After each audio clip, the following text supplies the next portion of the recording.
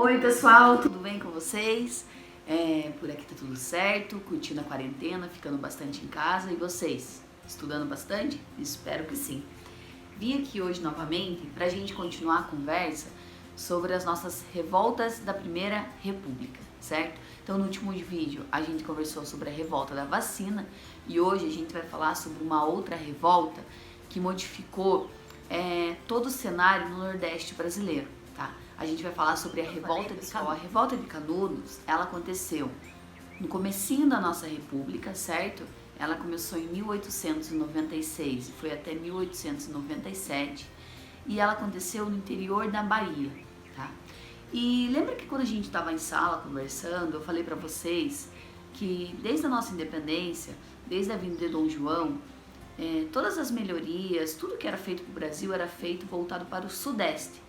Então o Rio, São Paulo, Minas Gerais, até mesmo um pouco o Paraná, eles estavam tendo melhorias, eles estavam tendo investimentos, enquanto que o Nordeste, que era a região mais modernizada, né, do nosso país, que era a região da cana-de-açúcar, que era a região mais povoada lá no início da nossa história, nesse momento da Primeira República ele começa a ser abandonado.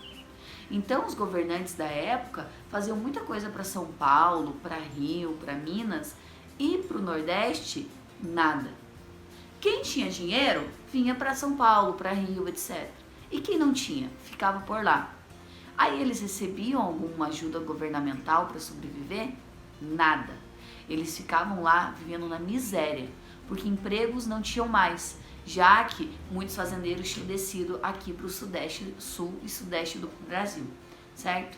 Então eu quero que vocês imaginem a seguinte cena: Nordeste brasileiro, início da nossa república, finalzinho do século XIX e muita miséria. A miséria era tanta que esse povo, eles ficavam à mercê, né? O que significa à mercê? Eles não tinham uma moradia fixa, eles não tinham um emprego fixo. E aí, nesse contexto, surge a figura de um homem chamado Antônio Conselheiro. Antônio Conselheiro era um religioso que ia então de família em família, de povoado em povoado, dar palavras de conforto, palavras de esperança, falar que tudo iria melhorar, que tudo iria ficar bem. Essas pessoas que estavam pobres, que estavam miseráveis, começaram a enxergar então na figura de Antônio Conselheiro a esperança de mudar de vida.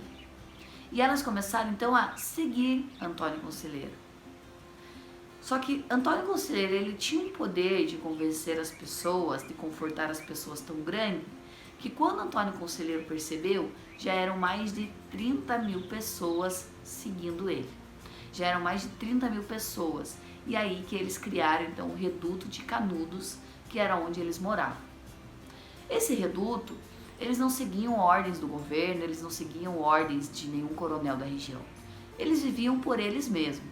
Então eles plantavam, eles colhiam, ali eles faziam as atividades, era eles por eles mesmos. E estava tudo certo, era uma vida simples, era uma vida humilde, mas ninguém mais passava fome. Só que, como é de se esperar, tanto o governo brasileiro da época, quanto os grandes latifundiários, ou seja, os grandes coronéis fazendeiros da região, começaram a se incomodar com essa união, né, com esse reduto que estava cada vez mais. Conforme eles iam se incomodando, eles começaram então a montar, né, um exército, pensa só, o exército contra os moradores de Canudos, para poder destruir aquele ambiente. Mas professora, por que eles queriam destruir? Porque eles pensavam assim: se Canudos crescer demais, em algum momento, esse povo vai se rebelar contra os fazendeiros, contra o governo. Então, eles queriam destruir Canudos antes que eles se rebelassem contra o governo. E aí, eles organizaram, então, os exércitos para ir atacar Canudos. Só que em Canudos, o povo era tão guerreiro, o povo era tão forte, que conseguiram resistir não uma nem duas, 3 investidas das tropas do governo.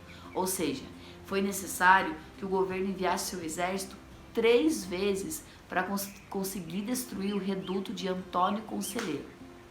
Presta atenção. Qual é as grandes diferenças entre essa revolta que eu falei hoje com a revolta da vacina? Primeiro, a vacina foi na cidade, certo? Enquanto que Canudos foi no campo, foi no interior da Bahia. Segundo, a revolta da vacina, ela teve um caráter contra a vacina. Já de Canudos, a gente chama que ela teve um caráter messiânico. O que é messiânico? É religioso, porque ela foi então comandada por um religioso, que era o Antônio Conselheiro, certo? E aí, pessoal, no fim foram mais de 20 mil mortos, e até hoje Canudos é muito lembrado por todas as pessoas, principalmente lá no Nordeste. Fica a dica de filme, é a Guerra de Canudos, para você entender melhor essa história tão marcante do nosso país. Certo? Então é isso, pessoal. Um beijo, se cuidem, fiquem em casa bem bonitinhos, que se todo mundo quiser sua parte, logo logo a gente vai estar junto novamente e eu não vejo a hora disso acontecer. Tchau!